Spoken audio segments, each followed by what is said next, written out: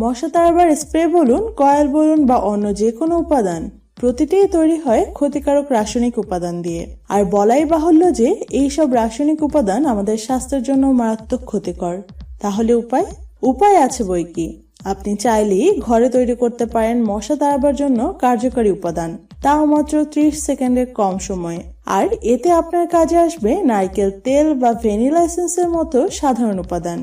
এই পদ্ধতিতে আমাদের লাগবে খুবই সাধারণ দুটি উপাদান, নারকেল তেল ও এসেনশিয়াল অয়েল। নারকেল তেল সবার ঘরেই মজুদ থাকে, সাথে বেছে নিন আপনার পছন্দের যে কোনো এসেনশিয়াল অয়েল।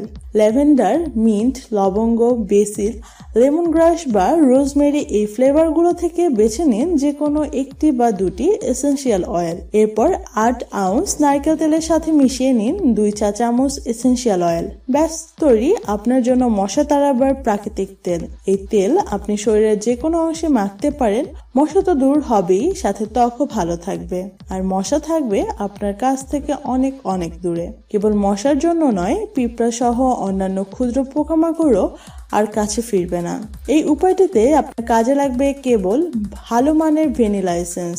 যে ভ্যানিলা এসেন্স আমরা খাবার তৈরি করতে ব্যবহার করি সেটাই। ভ্যানিলা এসেন্সের সাথে সমান সমান পরিমাণ পানি মিশিয়ে নিন। তারপর সেই মিশ্রণ ব্যবহার করুন নিজের ত্বকে। চাইলে এই মিশ্রণের সাথে সামান্য লেবুর রস মিশিয়ে স্প্রে বোতলে ভরে নিজের ঘরে বা বাগানেও স্প্রে করতে পারেন।